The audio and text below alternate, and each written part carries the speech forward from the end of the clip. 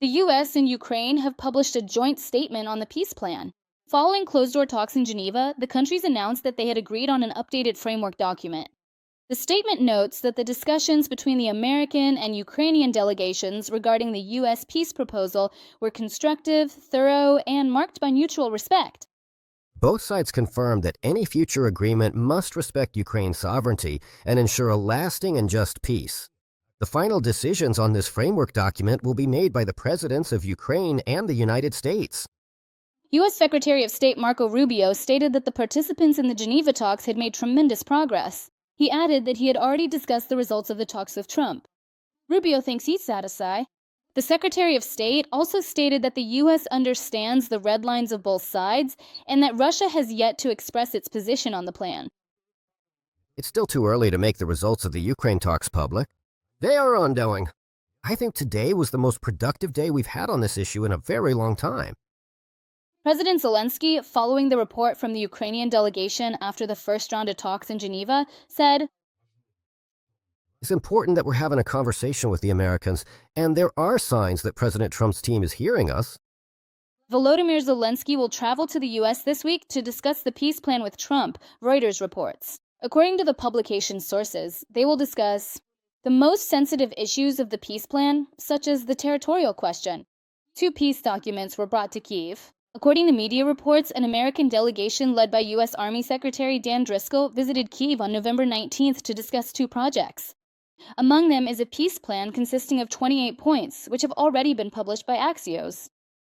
This is not a final document, but rather a framework material for negotiations between the U.S. and Ukraine, which took place on November 21st in Switzerland. The second document, titled Framework Agreement on Security Guarantees for Ukraine, is modeled after the principles of NATO's Article 5. The draft contains 3 points. The first point provides for the use by the U.S. of armed forces, intelligence, and logistical support, economic and diplomatic actions, and other measures in the event of renewed armed aggression by Russia against Ukraine. The second point states that NATO members, together with France, Britain, Germany, Poland, and Finland, commit to act in coordination with the U.S. The third point stipulates that the agreement will be in effect for 10 years, with the possibility of extension. At the same time, Reuters has published another version of the EU's peace plan for Ukraine in response to Trump's proposal. According to Reuters, the peace plan provides for limiting the number of armed forces to 800,000. The nuclear power plants will be restarted under the supervision of the IAEA, and the energy produced will be divided equally between Ukraine and Russia. NATO agrees not to station its troops in Ukraine on a permanent basis during peacetime, and Ukraine will not attempt to regain control over the occupied territories by force. Notably, U.S. Secretary of State Marco Rubio stated to journalists in Geneva that he had not seen any European counterproposal. The plan proposed by U.S. President Donald Trump to end the Russian Federation's war against Ukraine could serve as the basis for a final peace settlement, according to the administration of Russian Federation dictator Vladimir Putin, following a phone conversation with Turkish President Recep Tayyip Erdogan. Vladimir Putin noted that these proposals, in the version reviewed by the Kremlin, are in line with the discussions held at the Russian-American meeting in Alaska and, in principle, could serve as the basis for a final peace settlement. However, earlier the dictator's press secretary, Dmitry Peskov, said that Moscow had not seen any U.S. plan for resolving the Russian Federation's aggression against Ukraine. We have not received any information so far.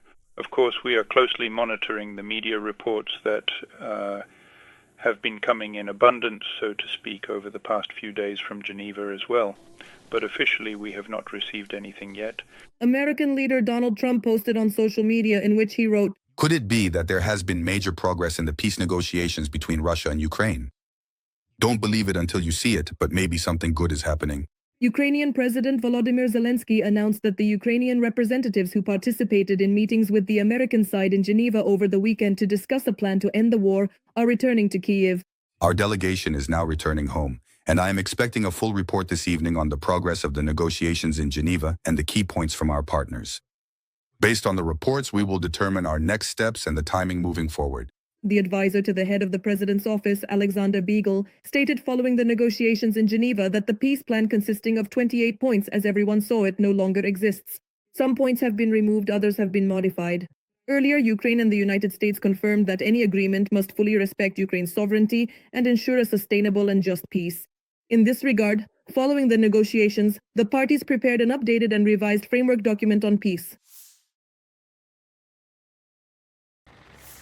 Turkey has reaffirmed its support for Ukraine's territorial integrity. This was stated by President Recep Erdogan during a meeting with Ukrainian President Volodymyr Zelenskyy. We have once again confirmed our commitment to the territorial integrity, sovereignty, and independence of our strategic partner, Ukraine. In this context, I would also like to emphasize our support for the Crimean Tatars, who serve as a historical and cultural bridge between Ukraine and Turkey.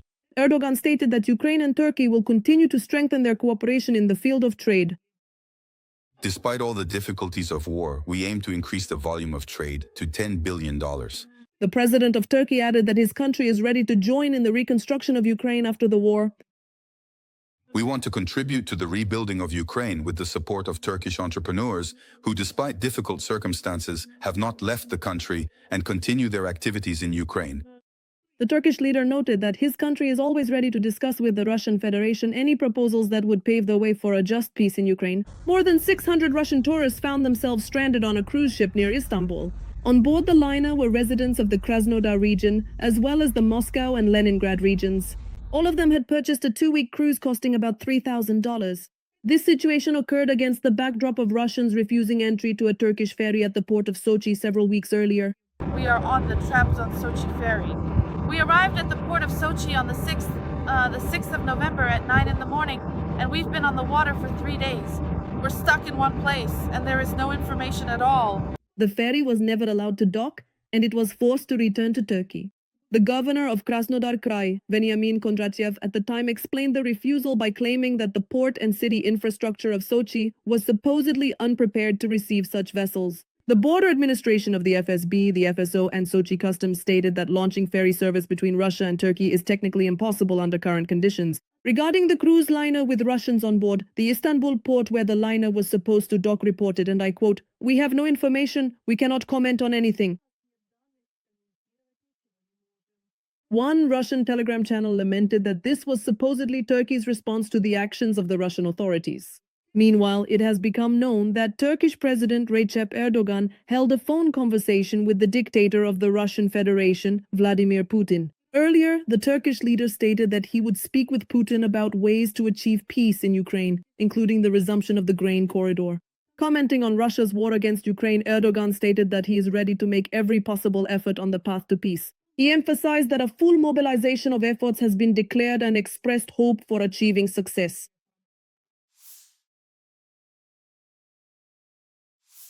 The Ukrainian armed forces have cleared the center of Pokrovsk. Russian troops have been unable to gain a foothold there, according to the 7th Air Assault Corps. According to the soldiers, Ukrainian positions remain in the city center and small arms fighting continues. The clearing operation took place in the area of the railway station, the Pokrovsk Pedagogical College, and Sobony Square. This made it possible to block Russian attempts to increase pressure on the northern part of the city and to amass forces. The Ukrainian armed forces also managed to strike 5 important enemy positions in the Donetsk region. This was reported in a statement by the Special Operations Forces on Telegram. It is reported that Special Operations Forces units, using medium-range drones, carried out a series of strikes against Russian forces conducting offensive operations toward the Pokrovsk-Myrnohrad agglomeration. In the city of Pokrovsk itself, an important enemy position was destroyed, which had provided the Russian army with a significant tactical advantage on the battlefield. According to the statement, enemy snipers used an elevated position at an industrial facility to keep a large area under fire control. In the village of Ushakov, a gathering point for Russian army assault groups was discovered and destroyed. At the time of the strike, personnel from the 336th Separate Guards Marine Brigade were inside the building, the Special Operations Forces noted. In the village of Solntsev, in the Pokrovsky district, a temporary deployment point and an ammunition depot belonging to the strike UAV crew from the 6th Guards Tank Regiment of the 90th Guards Tank Division of the Russian Armed Forces were hit. In addition, an enemy ammunition depot was destroyed in the city of Dokuchaevsk. The facility was used by the Russian army as a storage, distribution, and shipment point for munitions for the group of troops advancing on Pokrovsk. Additionally, in the village of Rybinskoye, the location of the logistics support unit of the occupying Vostok troop group was successfully struck. At the same time, the monitoring project Deep State reports that Russian invaders have managed to advance within the city of Pokrovsk in the Donetsk region. According to their data, Russian occupiers have managed to advance south of Mirnograd in the Pokrovsk district. At the same time, due to the Russians' inability to break through the Ukrainian defenses in Pokrovsk, they are attempting to bypass the city. In the Zaporizhia region, the 118th Separate Mechanized Brigade successfully repelled a Russian mechanized assault in the direction of Mala Tokmachka. According to the General Staff's report, over the past day, the defense forces stopped 191 engagements. According to the agency, the enemy carried out 52 airstrikes and dropped 129 guided aerial bombs. In the north, Slobozansky and Kursk directions, our soldiers repelled 9 enemy attacks over the past day.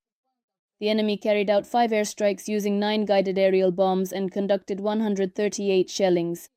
In the south Slobozansky direction, the enemy tried 5 times to break through the defensive lines of our defenders in the areas of the settlements of Volchansk-Sinelnikovo. In the Gulyai-Pol direction, Ukrainian defenders repelled 17 enemy attacks near the settlements of Zelenskyy, Zatishye, Vysokoye, and towards the settlement of Priluki. In the Ushakov direction, our defenders repelled 6 enemy attacks in the areas of the settlements of Stepnoye, Stepnogorsk, and Primorskoye.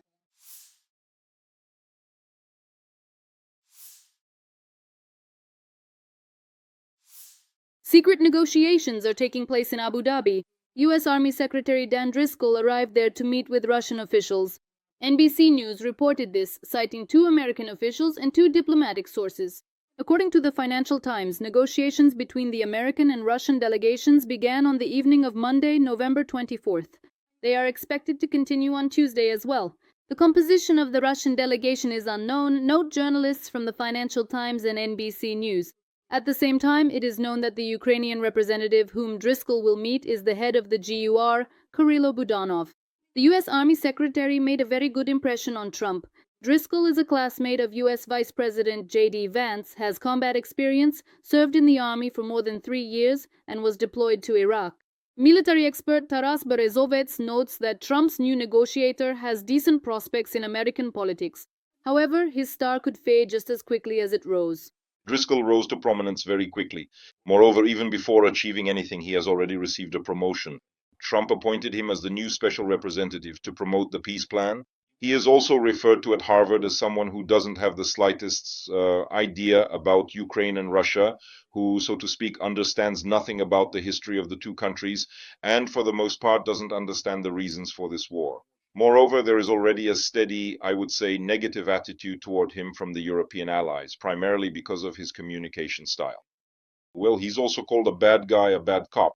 The U.S. peace plan of 28 points, which Dan Driscoll brought to Kyiv after negotiations in Geneva, has undergone significant changes. According to journalists, sensitive issues for Ukraine were removed from it, such as the size of the Ukrainian armed forces and the ban on stationing NATO troops in the country. A statement published by the White House said that after discussions in Geneva, U.S. and Ukrainian officials developed an updated and refined peace plan. Notably, the Russians were not invited to the negotiations in Geneva. After the signing of a peace agreement, the deployment of foreign troops is possible, for example in Kyiv or Odessa. This refers to international security forces. Such a statement was made by French President Emmanuel Macron. According to him, the plan is to include French, British, and Turkish military personnel in these forces. These units will operate far from the front line in cities such as Kyiv or Odessa and will be engaged in training the Ukrainian army, equipping it, and ensuring security. This will be similar to the missions that NATO countries carry out on the eastern flank of the alliance, the French president noted. Macron emphasized that such a mission is being created not within the framework of NATO, but as an intergovernmental coalition of about 20 countries willing to participate on land, at sea, or in the air. At the same time, Turkish President Recep Erdogan outlined the conditions for a successful ceasefire in Ukraine. The Turkish leader believes that achieving a ceasefire in Ukraine based on the U.S. peace plan is possible, but only if it is acceptable to both sides of the conflict. Is it possible to reach an agreement on this plan? Yes, it is possible.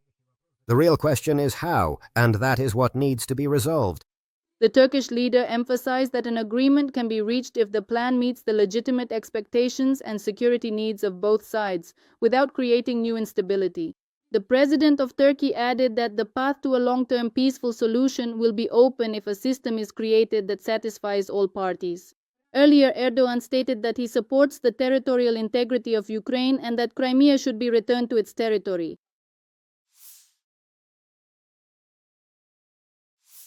The president of Ukraine, Volodymyr Zelenskyy, may potentially visit the United States in the upcoming days to discuss an important official peace plan. This was announced by the Secretary of the National Security and Defense Council of Ukraine, Rustem Umerov, on his Facebook page. According to him, Ukraine values the productive and constructive meetings in Geneva between the Ukrainian and American delegations, as well as the efforts of US President Donald Trump to end the war. Umerov added that the delegations from Ukraine and the United States had reached a common understanding regarding the key terms of the agreement. We are awaiting the organization of the Ukrainian president's visit to the United States at the earliest possible date in November in order to finalize the last steps and reach an agreement with President Trump. Some experts believe that US President Donald Trump is allegedly seeking to benefit from the peace plan. As written by columnist and senior geoeconomics researcher at the European Council on Foreign Relations, Agathe Demaret, a joint peace plan between the United States and Russia to end the war in Ukraine would reportedly bring Trump a significant bonus of $300 billion as a result of signing the agreement. Most of these funds concern the frozen Russian assets. It is specified that according to Trump's peace plan, this money would serve as a bonus for Washington in exchange for signing the plan. The agreement stipulates that American companies will receive $100 billion in frozen Russian assets to finance the reconstruction of Ukraine, and that the US government will collect 50% of the profits from the reconstruction project. The remainder of the frozen funds will be used in a joint investment instrument between the United States and Russia. As reported by SBS News, citing a source, Ukraine is generally in agreement with the terms of the deal and only minor details remain to be discussed. Meanwhile, The Telegraph reports that Russia may reject the peace plan, which according to the media has been reduced from 28 to 19 points.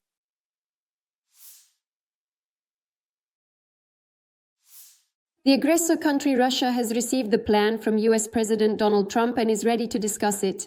This was stated by the head of the Russian Ministry of Foreign Affairs, Sergei Lavrov. According to him, there are a number of issues in the peace plan that require clarification. Lavrov added that the Kremlin is expecting an interim version of the plan for coordination with Europe and Ukraine. In addition, in the spirit of Russian propaganda, he accused Germany and France of allegedly regularly disrupting agreements related to Ukraine. In particular, Lavrov was outraged by statements from French leader Emmanuel Macron, who said that Trump's plan is unacceptable and amounts to capitulation to Russia. Thus, the president of France stated that the original draft agreement, which was drawn up without taking Ukrainian interests into account, benefits only Russia and needs to be revised. According to him, the only red line in ending the war in Ukraine remains Russia. Meanwhile, Axios reports that on November 25th, Ukrainian and Russian delegations are holding direct talks in Abu Dhabi. According to the publication's source, the Ukrainian delegation is headed by the chief of the main intelligence directorate, Kirilo Budanov. The Russian delegation is also led by the head of intelligence. Earlier, it became known that the new US Special Envoy for Ukraine, Dan Driscoll, arrived in Abu Dhabi to hold talks with the Russian delegation. According to American officials, he is actively engaged in negotiations, moving from one meeting to another. For now, it remains a mystery whether Moscow agrees to the updated US peace plan. At the same time, some media outlets report that Russia has rejected the new version of the document, claiming that it will not lead to any results. As part of the updated peace plan, Ukraine has agreed to limit the size of its army. According to the Financial Times, citing Ukrainian officials, the latest draft document on ending the war in Ukraine is less favorable for Russia. It is noted that it leaves sensitive issues to be decided by US President Donald Trump and Ukrainian President Volodymyr Zelenskyy. At the same time, high-ranking Ukrainian officials reported that Kyiv had agreed to make some concessions, in particular to limit the size of the armed forces of Ukraine to 800,000 personnel. Meanwhile, direct negotiations between the American and Russian delegations regarding the peace plan are taking place in Abu Dhabi. According to media reports, the Ukrainian side, led by the head of the main intelligence directorate, Kirill Budanov, has also joined the talks. It is noted that initially the heads of Ukrainian and Russian intelligence were supposed to meet in Abu Dhabi on a different matter. But the sudden arrival of U.S. Special Envoy Daniel O'Driscoll changed the agenda. According to the press service of the American envoy, the negotiations are going well and there remains a sense of optimism. At the same time, White House Press Secretary Caroline Leavitt announced progress in the peace process. On her CTX page, she wrote that over the past week, the United States has made significant progress toward a peace agreement by bringing both Ukraine and Russia to the negotiating table.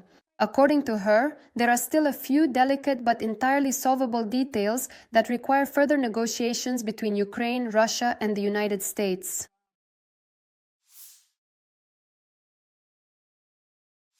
In Taganrog, drones attacked an aircraft manufacturing plant. Explosions were heard the night of November 25th. Residents reported an airplane was on fire. According to some Telegram channels, it could have been an A-60.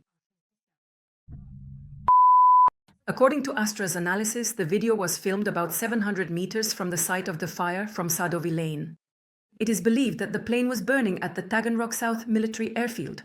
It serves as the main testing base of the Taganrog-Beriev Aviation Scientific and Technical Complex.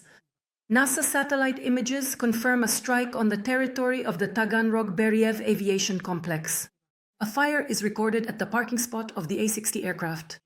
It is also reported that a fire was detected inside a hangar after the attack in Taganrog. Preliminarily, at that moment, a Tu-95 MS strategic bomber undergoing modernization could have been inside. Novorossiysk was also hit by drones last night. According to the Telegram channel Astra, an air defense missile likely struck a residential building. Local residents filmed the moment of one of the explosions in Novorossiysk during the nighttime attack. The footage shows a missile hitting a building not far from the person filming. Local residents also recorded the air defense system in action in the city from another angle, where the missile launch is clearly visible.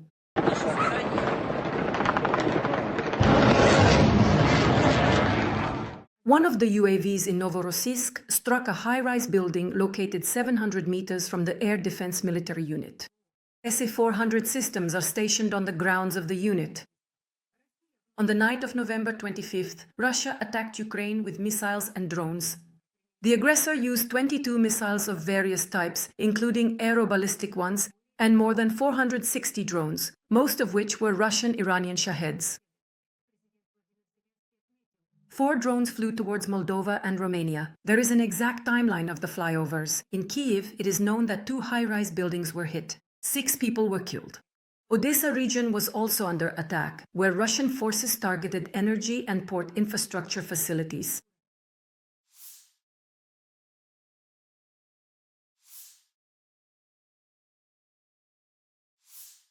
Trump backed away from the Ukraine deadline amid the Whitcoff scandal.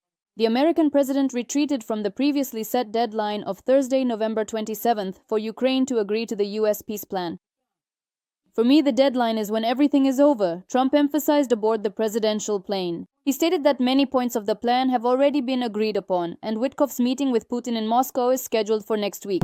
Right now, we have 22 points. Many of them have been resolved, and in fact resolved very successfully. We'll see what happens. At the same time, Bloomberg published a transcript of a phone conversation between Trump's special representative Whitcoff and the Russian dictator's aide for international affairs, Yuri Ushakov, which took place on October 14th. During the conversation, Whitcoff suggested to Ushakov that they develop a new peace plan similar to the American peace plan for Gaza, and explained to him that it would be best if the idea for such a plan was proposed to Trump by Putin himself. Whitcoff also advised Ushakov to arrange a phone call between Putin and Trump before President Zelenskyy arrives in Washington. 2 days later, on October 16th, Putin did in fact call Trump. It was then that they discussed the possibility of a meeting in Budapest, which ultimately fell through. The American president replied that he had not heard the recording of the conversation referenced in the publication, but it did not surprise him, since this is the behavior of a professional negotiator. You know, this is a completely standard form of negotiation. I would assume that he is saying the same thing to Ukraine. Judging by the current situation, Russia has the advantage in the war, and it would be more beneficial for Ukraine to reach an agreement right now. NBC News wrote that the U.S. Secretary of the Army allegedly warned Ukraine of inevitable defeat. The article stated that the intensity of Russian strikes is increasing and that Russia could wage the war for a very long time. That's why it's necessary to seek a peaceful agreement now before the situation gets worse. Secretary of State Rubio, in turn, called the article fake. This story is yet another example in a long series of completely fake news about disagreements within the Trump administration regarding how to end the war in Ukraine. These people are not just mistaken, they are literally making things up, Rubio said. Steve Whitcoff advised Putin's aide on how best to talk to Trump about a peace agreement. It is reported that this became known from a recording of a phone call between Trump's special envoy and the dictator's aide, Yuri Ushakov, which is in the possession of Bloomberg. The conversation between Whitcoff and Ushakov allegedly took place on October 14th, 3 days before Donald Trump's meeting with Volodymyr Zelenskyy in Washington, and lasted just over 5 minutes. By that time, Trump was considering the possibility of supplying Tomahawk missiles to Ukraine, discussing new sanctions against Russia, and publicly expressing dissatisfaction with Putin. According to the transcript, Ushakov asked Whitcoff whether it would be helpful for Putin to call Trump before his meeting with Zelenskyy. Whitcoff replied in the affirmative. He also recommended that Putin congratulate Trump on the peaceful gas agreement and say that Russia supported it and that he respects the president as a man fighting for peace. According to the transcript, Ushakov took the advice into account. The agency also obtained an excerpt of a conversation between Putin's envoy Dmitriev and Ushakov's aide. This conversation took place after Whitcoff's phone call to Ushakov, and they discussed the very peace plan that needs to be handed over to Steve Whitcoff so that he can present it as his own. In a conversation with journalists, Trump stated that he had not heard the recording referenced in the publication, but he is not surprised by this, since this is the behavior of a professional negotiator. He also clarified that during the negotiations in Moscow, Whitcoff will be accompanied by the president's son-in-law, Jared Kushner. He needs to sell this to Ukraine. He needs to sell Ukraine to Russia. Kirill Dmitriev left a comment saying fake under the post about the leak on the agency's profile on social network X. At the same time, Putin's advisor Ushakov essentially confirmed the leak involving Whitcoff. I speak with Whitcoff quite often, but I won't comment on the content. The advisor to the head of the office of the President of Ukraine, Mikhailo Podolyak, also commented on the scandal involving Steve Whitcoff. He stated that Kyiv does not believe that Trump's special envoy is playing on the Kremlin's side.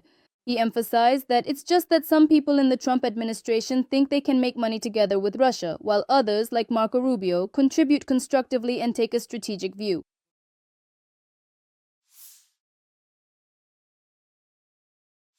Europe is actively preparing for a possible Russian invasion. According to various forecasts, this could happen within the next few years. Germany's foreign minister, Johann Wadefull, believes that Russia is at least creating the capability to wage war against NATO no later than 2029. According to him, the threat coming from Moscow should not be underestimated, even if the war in Ukraine ends. During his speech at the opening of the Foreign Policy Conference in Berlin, the German politician stated, "Even if the fighting stops now, there will still be an imperial and aggressive Russia whose ambitions extend far beyond Ukraine." Wadefull noted that the aggressor country is already employing hybrid warfare tactics against European countries. These include drone flights, violations of airspace, sabotage, and campaigns to spread fake news. Adding fuel to the fire is the fact that the Kremlin consistently and regularly refers to Europeans as enemies in its official statements. In particular, just recently, Russian Foreign Minister Sergei Lavrov accused Germany and France of allegedly regularly disrupting agreements related to Ukraine. Against the backdrop of these risks, Europe is ramping up its military strength. Specifically, European leaders are increasing their defense spending. Germany plans to spend the most on defense. Berlin will increase its defense budget by 25%. Estonia, Latvia, Lithuania, Sweden, and Poland are also among the leaders. And just recently, the European Union prepared a military mobility package that will allow troops and equipment to be moved much more quickly if necessary. According to media reports, European countries will create a military Schengen. This project includes the creation of a pan-European military mobility area by 2027. In particular, the plan includes coordinating the use of trucks, railway platforms, ferries, and all transport routes capable of carrying tanks and artillery. As stated by the EU High Representative for Foreign Affairs and Security Policy, Kaja Kallas, the rapid movement of European troops is extremely important for European defense. I'll start with the attack on the Polish railway on Monday, which highlights the unprecedented risk to European transport infrastructure. Russia's attacks are becoming increasingly audacious. Our critical infrastructure needs greater protection, and although the risk of a full-scale conflict between Russia and Europe can currently be considered low, the European Union understands that it will take Moscow several years to amass enough troops to invade European countries. That is why supporting Ukraine is a top priority for Europeans. And the outcome of the conflict, as well as what the peace plan will look like, is of key importance for Europe.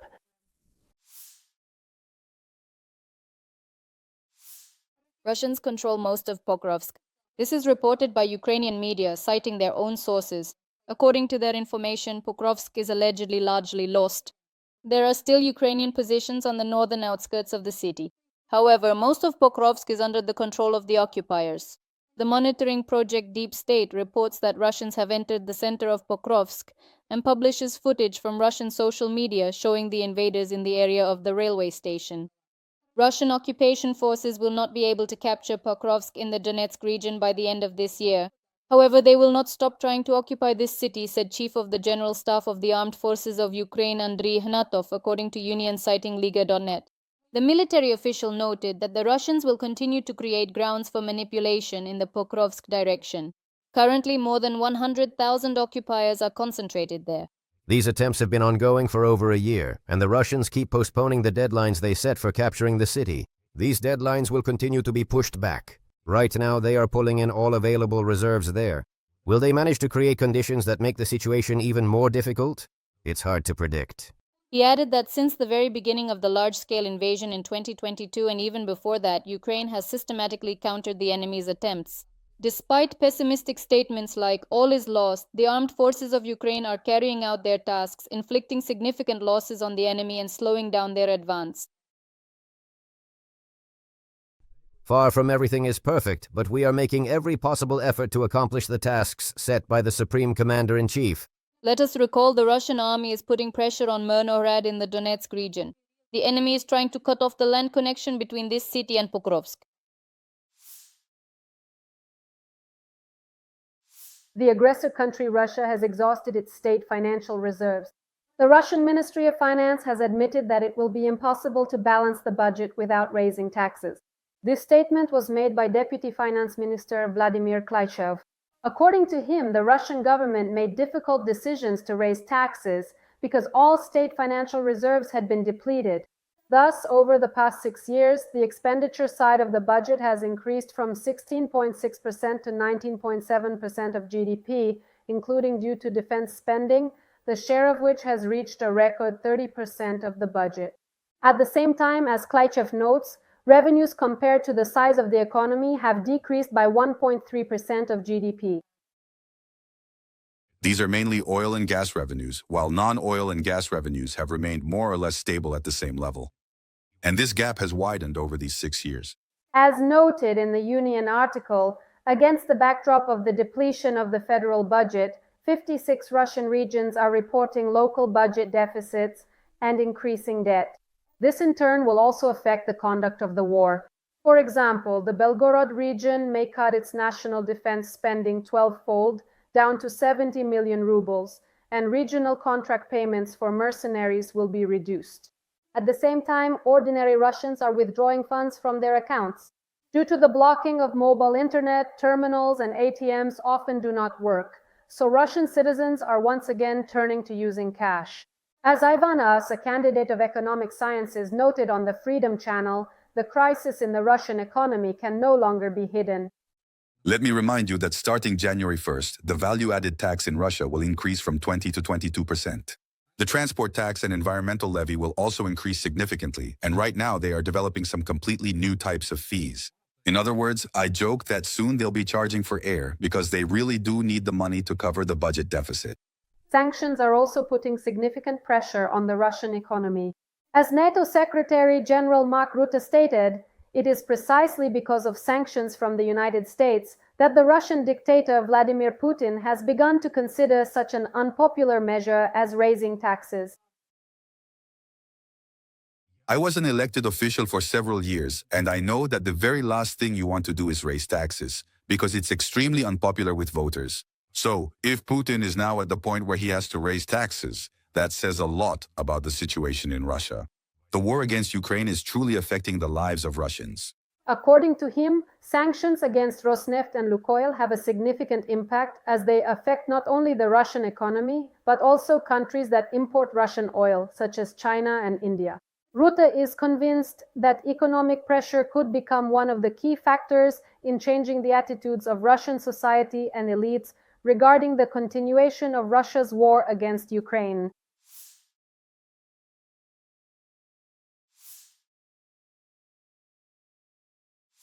Host: The United States wants to reach a peace agreement before agreeing to any security guarantees for Ukraine. According to Politico, citing sources, Secretary of State Marco Rubio informed European allies about this. According to the publication's sources, during a phone conversation with European officials, Rubio stated that US President Donald Trump would negotiate long-term security guarantees for Ukraine, but at a later stage. As Politico writes, Trump stated that he would not invite the leader of Ukraine to the White House until an agreement is signed. Host: At the same time, US State Department spokesperson Tommy Pigott refuted the interpretation of Rubio's comments.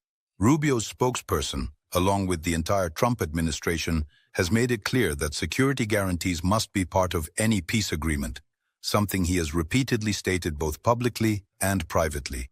Host: Meanwhile, The Times reports that the Kremlin is thwarting all efforts by the US and Ukraine and has no intention of making concessions. It is noted that Moscow has shown not the slightest interest in any agreement that does not meet all its demands, despite several days of diplomatic marathon involving American, European, Russian, and Ukrainian officials. The publication cites comments from Kremlin representatives. Thus, Russian Foreign Minister Sergei Lavrov stated, Moscow will reject any plan that does not rule out Ukraine's accession to NATO, does not provide for the transfer of territories to Russia, and does not allow the Kremlin to limit the size of the Ukrainian army. And the press secretary of the Russian dictator, Dmitry Peskov, when asked whether peace is near, replied, "It is too early to talk about that." The Telegraph writes that, despite Trump pushing for a deal on Ukraine, peace will not come quickly. As former US ambassador to Ukraine, Bridget Brink stated, Russian dictator Vladimir Putin is not ready for peace.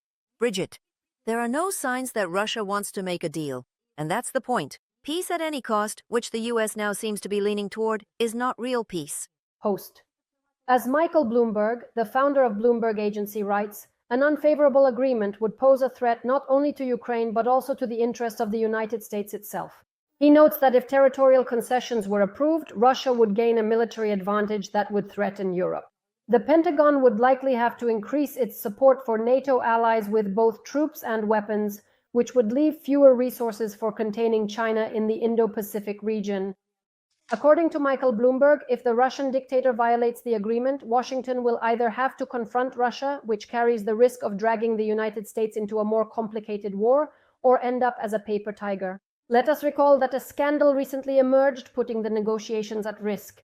This happened due to the leak of a phone conversation between Trump's special envoy, Steve Whitcoff, and high-ranking Russian negotiators in October. In one of the recordings, Whitcoff told Putin's aide, Yuri Ushakov, that he had the deepest respect for the Russian dictator, and also suggested that the Kremlin flatter Trump for his peace efforts. Amid this scandal, Donald Trump abandoned the deadline for Ukraine to accept the peace plan. The American president backed away from the previously set date, which was supposed to be November 27th. The head of the Russian Federation, Vladimir Putin, stated that supposedly after negotiations between Ukraine and the USA in Geneva, they decided among themselves that all 28 points of the peace plan should be divided into 4 components, and the Russian Federation agrees to this. Overall, we agree that this can indeed serve as the foundation for future agreements. According to the dictator, hostilities will cease when Ukrainian troops withdraw from the territories they currently occupy. If they don't withdraw, we will achieve this by military means. The dictator reported that the American delegation is expected to come to Moscow next week. Against the backdrop of this statement, Putin admitted that a withdrawal from the front will be inevitable. At the same time, Putin stated that Russia supposedly never intended to attack Europe. Sounds ridiculous to us, doesn't it? We never intended to, but if they want to hear it from us, well, let's put it in writing. The Kremlin leader emphasized that the Russian Federation is allegedly ready to put it on paper that it has no aggressive plans toward Europe. Maybe there's some sense in that.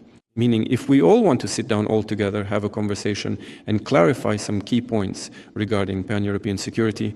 At the same time, Putin claimed that he supposedly doesn't understand why sanctions were imposed on 2 Russian oil companies. In connection with what? Why? Honestly, I'm telling you, I didn't even understand what was going on. Meanwhile, Ukraine's Deputy Foreign Minister Andriy Sybiha stated that new meetings between the Ukrainian and U.S. negotiating teams will take place soon to discuss the peace plan. I confirm that a meeting of the negotiating team should be expected in the near future. What are our expectations? Our expectations are concrete results. Concrete results to ensure progress is being made. According to the minister, all efforts are currently focused on ensuring this peace process. Yes, the Ukrainian side is interested in contacts at the highest level. A meeting between President Zelenskyy and President Trump, because there are issues, the most sensitive ones, that can only be discussed at the level of the leaders. Meanwhile, Ukrainian President Volodymyr Zelenskyy congratulated U.S. leader Donald Trump and the American people on Thanksgiving.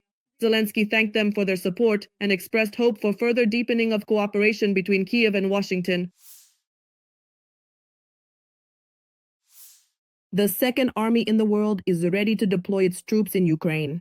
According to Reuters, this was stated by the Turkish Ministry of Defense, noting that a ceasefire must first be achieved. First, a ceasefire must be established between Russia and Ukraine. After that, a mission structure with a clear mandate should be developed, as well as the scope of each country's contribution determined. On November 24th, Turkish President Recep Tayyip Erdogan held a phone conversation with Russian dictator Vladimir Putin. They discussed the Russian Federation's war against Ukraine as well as regional and global issues. Erdogan stated that Ankara will continue its efforts to end Russia's war against Ukraine by establishing a just and lasting peace. On November 25th, French President Emmanuel Macron announced the creation of a new working group within the coalition of the willing, which will address issues related to the Russia-Ukraine war. According to him, the group will be led by France and the United Kingdom, with the close involvement of Turkey, which plays a key role in the maritime domain, and for the first time, the United States will also be involved. He clarified that the purpose of creating the working group is to precisely determine the contribution of each participant and to finalize the security guarantees. Macron emphasized that after the signing of the peace agreement, security forces are planned to be deployed away from the front line. This concerns cities such as Kyiv and Odessa. According to Macron, the mission will include British, French, and Turkish military personnel. Their task will be to train Ukrainian forces and ensure security. This is similar to how NATO countries are already assisting states on the alliance's eastern flank. Meanwhile, Politico reports that Secretary of State Marco Rubio told European allies that the US wants a peace agreement before agreeing to any security guarantees for Ukraine. The State Department in turn denied the interpretation of Rubio's comments. A State Department spokesperson Tommy Pigot stated, Secretary Rubio, like the entire Trump administration, has made it clear that security guarantees must be part of any peace agreement, as he has consistently emphasized both publicly and privately. The White House also firmly insists that any final comprehensive peace plan will guarantee lasting security in the region for all parties involved. The dictator of the Russian Federation, Vladimir Putin, commented on rumors that Foreign Minister Sergei Lavrov stopped appearing at official Kremlin events because he had fallen out of favor with the president. He hasn't fallen out of favor at all. Well, he has his own work schedule.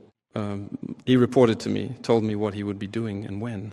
That's exactly what he's doing, preparing for a meeting with the American partners.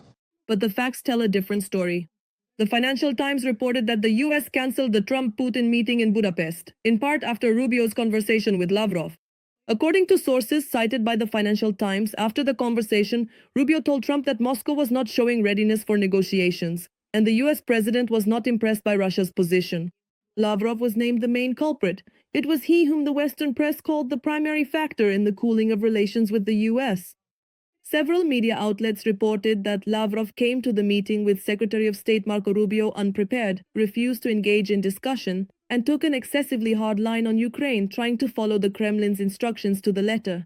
According to the Telegram channel Nexta, insiders say that Lavrov received a severe reprimand from Putin.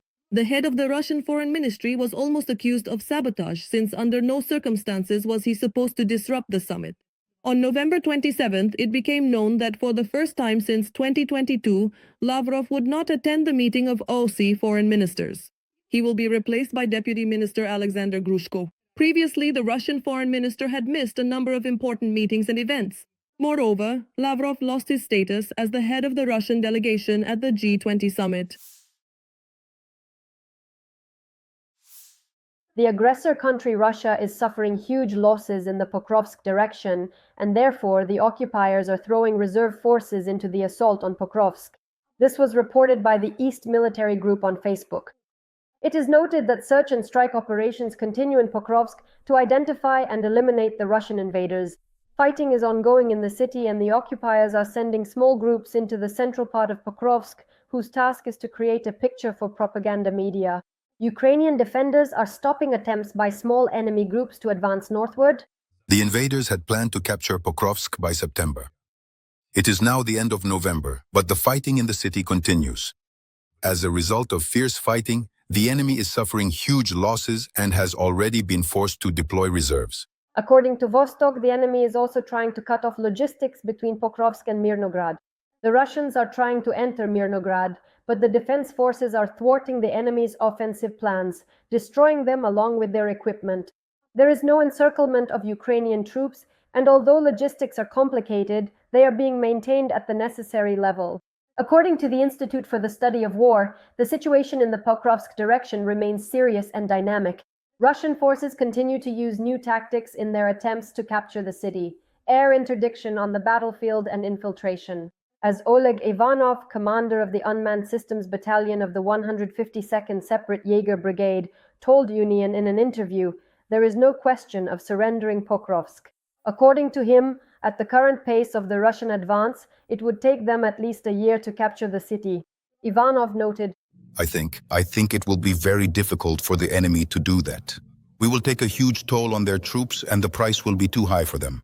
Earlier, Chief of the General Staff of the Armed Forces of Ukraine, Andriy Hanatov, in an interview with Liga, said that Russian occupation forces would not be able to capture Pokrovsk in the Donetsk region by the end of this year. According to him, the Russians will continue to create grounds for manipulation in the Pokrovsk direction. Right now, more than 100,000 occupiers are concentrated there. These attempts have been ongoing for over a year, and the Russians keep postponing the deadlines they set for capturing the city. These deadlines will continue to be pushed back. At the moment, they are pulling in all available reserves there. Will they be able to create conditions to make the situation even more difficult? It's hard to predict. As stated on air by Volodymyr Chernyak, an officer of the Rubezh Brigade of the National Guard of Ukraine, on Kyiv 24, Ukrainian soldiers have not encountered such a massive number of enemy infantry and equipment being thrown at Pokrovsk throughout the entire full-scale invasion, nor have they seen so many Russians killed or taken prisoner. According to the General Staff of the Armed Forces of Ukraine, as of 8 o'clock in the morning on November 27th, Ukrainian defenders have repelled 57 assault actions by the aggressor in the Pokrovsk direction. The occupiers' losses on the front over the past day amounted to 1,140 personnel.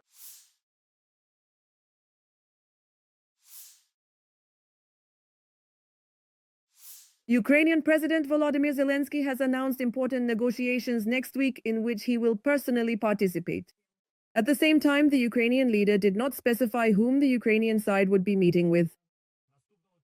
Next week, there will be important negotiations not only for our delegation, but also for me personally. And we are preparing solid ground for such negotiations. Ukraine will stand firmly on its feet.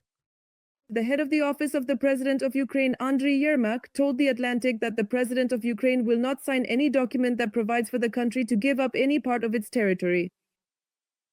As long as Zelenskyy is president, no one should expect us to give up any territory. He will not sign an agreement to relinquish territory. The head of the President's office also reminded that the Constitution of Ukraine prohibits this. No one can do this, unless they want to go against the Constitution of Ukraine and the Ukrainian people. Andriy Yermak stated that at the next stage of negotiations, the president intends to draw a red line on the issue of relinquishing Ukrainian territories temporarily occupied by Russia. Right now, we can realistically only talk about defining the line of contact. That is what we must do. While Ukraine, together with the international community, is working on a peace plan to end Russia's aggression, the Prime Minister of the Russian Federation, Vladimir Putin, is reporting on advances toward non-existent Ukrainian cities. Describing the alleged advance of Russian troops in Donbas and around Pokrovsk, he mentioned the city of Komsomolsk, which does not exist near Pokrovsk on any world map. Look at the map. Look. Turn your gaze to the map, to the east, northeast, further on. Komsomolsk. And to the north of Komsomolsk, there is the city of Kupiansk, the town of Slavyansk, and a little further north, northeast of Seversk.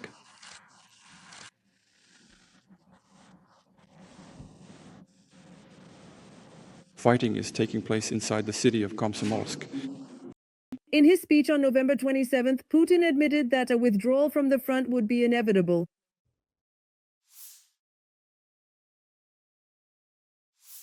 Representatives of the administration of US President Donald Trump, who will travel to Moscow, are reportedly set to inform the Kremlin of the United States' readiness to recognize Russia's de facto control over the occupied territories of Ukraine as part of a peace agreement. This was reported by The Telegraph, citing sources. According to the publication, it is for this purpose that Trump is sending his representatives, Steve Whitcoff and Jared Kushner, to Moscow. The proposal from the American president reportedly includes U.S. recognition of the aggressor country's control over the temporarily occupied Crimea. As the head of the president's office, Andriy Yermak, stated in an interview with The Atlantic, Kyiv does not intend to cede the seized territories to Russia, as this is prohibited by the Constitution of Ukraine. According to him, at this point, the only thing that can be discussed is the determination of the line of contact.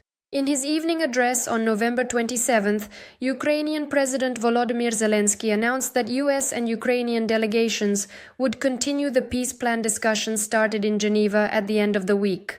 The European Union also opposes the surrender of Ukrainian territories to Russia.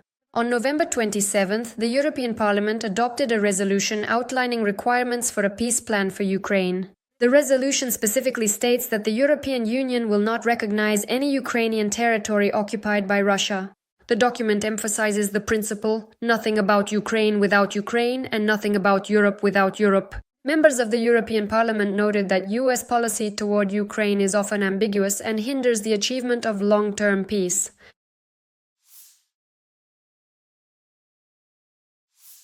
Before dictator Vladimir Putin's visit, the Ukrainian flag and embassy in Kyrgyzstan were hidden behind a huge crane. In the city of Bishkek, a structure was built on the sidewalk that blocked the view of the Ukrainian embassy from the presidential palace. Ukrainian embassy, Bishkek, Ukrainian flag, armored vehicle. And here is this kind of solid physical wall between the embassy and the presidential palace. Denis Avtamonov, advisor to the Ukrainian ambassador in Kyrgyzstan, responded to the incident as follows. I will not comment, but the cause and effect relationship is obvious. There definitely is one. The press service of the president of Kyrgyzstan explained to journalists that the screen was supposedly installed due to new protocol elements. Political analyst Turat Akimov linked what was happening to the work of the FSO, the service responsible for Putin's security. According to him, Russian security officers usually arrive 10 days in advance and inspect the entire area. They might have considered that a threat to Putin could come from the territory of the Ukrainian embassy, and the Kyrgyz side was supposed to eliminate it, Akimov believes. Vladimir Putin arrived in Bishkek on November 26th. The next day, he made a number of statements regarding his country's aggression in Ukraine. Putin threatened that the Russian Federation would continue military actions in Ukraine until it is given the territories in eastern Ukraine that Moscow is demanding. Ukrainian troops will withdraw from the territories they currently occupy. Only then will the fighting stop. If they don't withdraw, we will achieve this by military means. At the same time, he admitted that a contraction of the front is inevitable.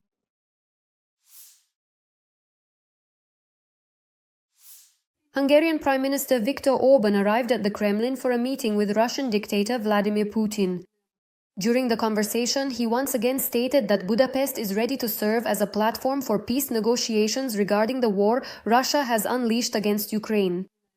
In particular, the Hungarian Prime Minister expressed hope that the recently published settlement initiatives would lead to peace. According to him, Hungary is interested in peace. Our meeting today gives me the opportunity to confirm, Mr. President, that Hungary is ready to provide a platform for such negotiations.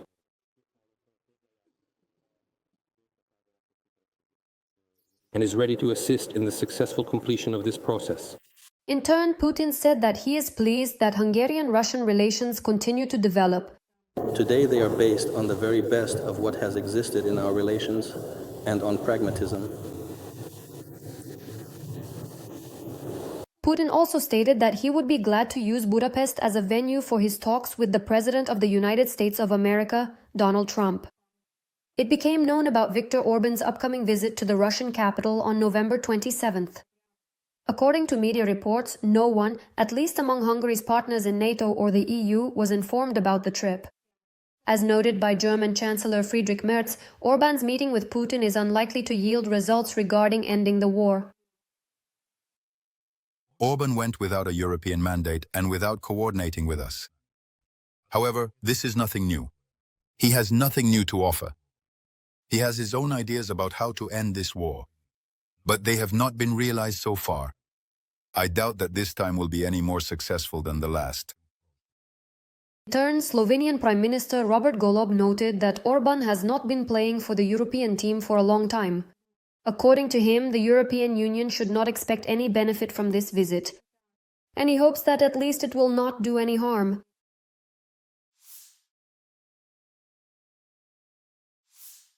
US President Donald Trump once again lashed out at members of the media.